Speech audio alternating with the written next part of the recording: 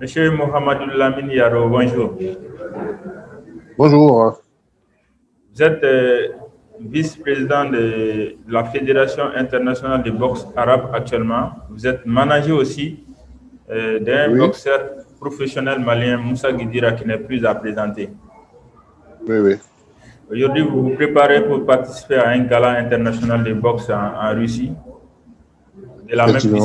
Alors, est-ce que vous pouvez nous parler aujourd'hui de l'organisation de ce tournoi mondial, j'allais dire?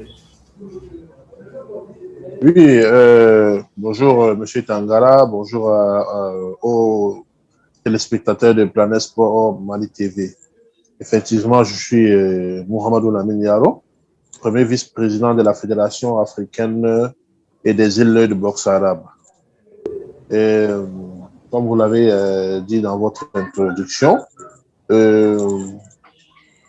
notre discipline prépare son championnat du monde qui va se tenir en Russie du 21 avril plutôt au 2 mai 2021. Donc, nous sommes là en plein préparatif. Nous sommes en train de préparer les délégations de 51 pays des îles et des Caraïbes qui iront à cette compétition. De notre côté, je pense que tout est en train de se dérouler à merveille. Bon, sauf le contexte Covid qui est un peu compliqué actuellement avec le reconfinement des pays européens et autres. Mais l'organisation est en train de... Par rapport aux athlètes de l'Europe, quoi. Donc, merci dans l'organisation en train de voir comment faire que tout se passe dans de très bonnes conditions. Très bien. Maintenant, en ce qui concerne la participation malienne, également, vous vous préparez avec 3 athlètes pour pouvoir représenter le Mali à ce tournoi mondial. Alors, comment la préparation des athlètes maliens se passe-t-elle? Bon, en fait, les athlètes maliens, ils se préparent. Bon, comme vous avez dit tout à l'heure, là, je suis manager également, je suis promoteur de sport. Et depuis quelques années, j'encadre notre fierté malienne, Moussa Guidira, 2 fois champion d'Afrique de kickboxing. Donc, nous, de notre côté, on essaie de faire le maximum pour qu'il fasse dans de très bonnes conditions. Et c'est vrai, c'est pas facile vraiment, quand on n'a pas d'accompagnement de l'État. Et bon, mais il y a quand même des Maliens qui sont épris du Mali, qui aiment le Mali, qui essaient de nous accompagner au quotidien. Mais de l'autre côté, par rapport aux 2 autres athlètes maliens, comment ils s'appellent, Awa Balo et M. Diarra. Donc, eux-mêmes aussi, c'est toujours dans les mêmes conditions qu'ils s'entraînent. C'est pas évident avec la situation que traverse le Mali. Donc, les responsables essayent de faire de leur mieux pour que les athlètes se préparent bien. Mais c'est pas évident quand on n'a pas l'accompagnement étatique. Alors, en ce qui concerne l'accompagnement dont vous venez d'évoquer, est-ce que réellement, sans quoi vous pouvez vraiment atteindre les objectifs dont vous vous fixez dans ces tournois? Est-ce que c'est facile d'atteindre ça? C'est pas facile, vraiment c'est pas facile. Si je vous dis que c'est facile, c'est que je vous ai menti. Parce que vous voyez un peu comment ça se passe dans d'autres disciplines, ou bien par exemple dans toute chose, il faut une bonne préparation, il faut un bon accompagnement. Sans ça, c'est un peu difficile. Bon, mais nous, de notre côté, on a toujours fait de notre mieux pour entretenir, pour encadrer Moussa Guidira, pour qu'il soit dans de bonnes conditions. Bon, on va continuer à faire cela, bon, en attendant que d'autres personnes essayent de faire aussi de nous accompagner, quoi. Alors, est-ce qu'à ce niveau, vous avez un appel à lancer aux bonnes volontés ou bien à l'État à travers le ministère de la Jeunesse et des Sports du Mali? Oui, effectivement, déjà, nous sommes entrés en contact déjà avec le ministre des Sports il y a quelques temps quand il était en séjour au Cameroun. Donc, il avait promis accompagner notre champion. Bon, et vous savez, il a un emploi du temps chargé. J'espère que par cette vidéo, il va savoir qu'il y a un de ses compatriotes qu'il a promis accompagner qui est là. Et Nous appelons aussi les mécènes, différentes entreprises, parce que c'est une aubaine en fait pour eux d'accompagner nos athlètes qui iront au niveau de la Russie, dans le sens où il y aura pratiquement 1000 médias de par le monde qui vont couvrir cet événement. Donc, c'est un partenariat gagnant-gagnant pour ces entreprises qui voudront bien accompagner nos athlètes. Nous allons parler maintenant comment dirais, du bureau Oui. de la boxe arabe en Afrique. Vous êtes aujourd'hui membre de ce bureau et du bureau Oui. mondial. Alors, est-ce que vous pouvez nous expliquer comment vous êtes parvenu à intégrer ces cercles fermés? Parce que vraiment, vous êtes quelqu'un qui est très, très engagé par rapport à cette discipline. Oui, effectivement, on dit souvent, c'est vraiment en tant que musulman, en tant que croyant, tout vient de Dieu, quoi. Et puis maintenant, il y a aussi le travail bien fait. Vous savez, quand vous faites du bon travail, quand vous êtes quelqu'un de très engagé, on ne peut que peut-être vous vous dites peut-être souvent non, on ne regarde pas ce que vous faites seulement juste vous le faites par amour et vous êtes détecté ailleurs et puis on demande vos services par rapport à ce que vous faites sur le terrain. Donc c'est en fait ça, c'est juste le travail. Aujourd'hui, grâce au bon Dieu, ce travail est récompensé. Nous sommes dans la haute sphère des décisions de la Fédération africaine et puis internationale de boxe arabe.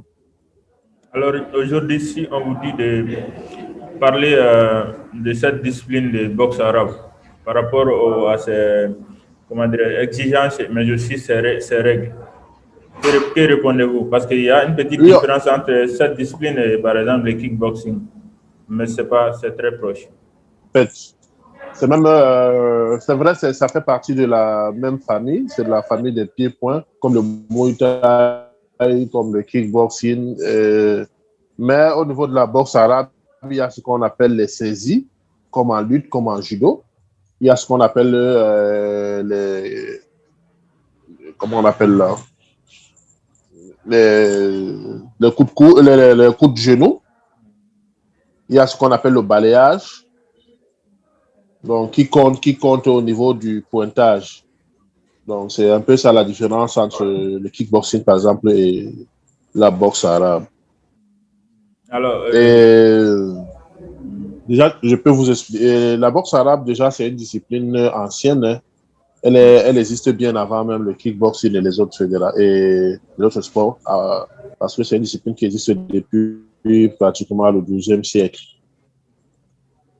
alors aujourd'hui, concrètement, quelle est la politique dont vous êtes en train de mener pour pouvoir promouvoir cette discipline à travers l'Afrique, mais aussi le monde? Est-ce que selon vous, ça va commencer forcément par ces galas internationaux de Moscou? Non, en fait, nous sommes, vous-même, vous êtes dans le groupe de travail de la boxe que nous avons mis en place pour la boxe arabe. Nous avons créé ce qu'on appelle une union des journalistes de la Fédération internationale de boxe arabe. Vous constatez l'engouement qu'il y a autour. C'est pas seulement le Grand Prix de Russie. Effectivement, c'est le Grand Prix de Russie qui va donner un peu le top départ de notre discipline dans le monde. Mais déjà, nous sommes en train de travailler déjà pour implanter la discipline dans tous les pays africains, comme vous le constatez. Nous sommes déjà dans 51 pays en Afrique. Ça, c'est énorme, ça. C'est énorme. Et je ne crois pas qu'il y a beaucoup de fédérations qui ont ce nombre d'adhérents à travers l'Afrique.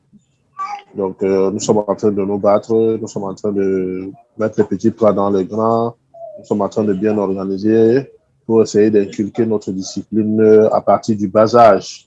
Donc, dans les écoles, créer des centres de formation éduqués par notre discipline.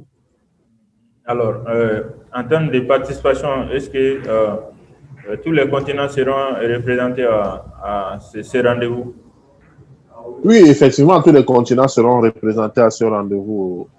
Mais la part belle est donnée à l'Afrique, qui aura à elle seule 51 représentants. Donc, l'Afrique, je pense, est au centre de la boxe arabe actuellement. Alors, il se pourrait que moi j'ai omis des aspects dont vous voulez évoluer, ça peut être quoi? Oui, bon, juste aussi l'information, elle est que tout à l'heure, on a parlé un peu de l'implantation au niveau des pays et au niveau des instances internationales. Ce que j'aimerais faire comprendre à l'opinion, parce que cette question me revient toujours. Euh, il y a la Fédération internationale de boxe arabe, qui est une fédération à part entière, qui n'est pas la fédération de kickboxing. Donc, aujourd'hui, la Fédération internationale nous demande, en fait, c'est un travail, c'est vrai, qui est un peu difficile. Il nous demande de refaire, de créer des fédérations qui ne sont pas associées au kickboxing parce que c'est une fédération qui veut s'épanouir en elle-même. Donc, c'est un peu le grand chantier que nous avons aujourd'hui au niveau de l'Afrique, c'est de créer de nouvelles fédérations de boxe arabe. Donc, qui seront différentes des fédérations de kickboxing. Parce que chaque fédération là a sa discipline. Leurs disciplines sont différentes, quoi, en fait. D'accord. Quel est votre mot pour clôturer cette interview? Oui, effectivement, mon mot de clôture est que j'appelle les Maliens et les Maliennes à soutenir nos athlètes qui auront représenté le Mali dans ce championnat du monde. Et nous leur promettons que malgré les difficultés et autres, nous allons faire un maximum pour rehausser le drapeau de notre pays. Et après ce championnat du monde, nous allons revenir au Mali pour implanter la discipline et glaner encore plus de médailles au niveau international. Okay. Monsieur Mohamed Lamine Yaro, je vous remercie et je vous souhaite un très bon courage et bonne chance pour la suite. Merci, je vous remercie, vous aussi, je remercie tous ceux qui de près et de loin donnent leur coup de pouce pour le développement de notre discipline. Et je salue le Mali. Ensemble et à très bientôt. Ok, merci. Au revoir. Ok, au revoir.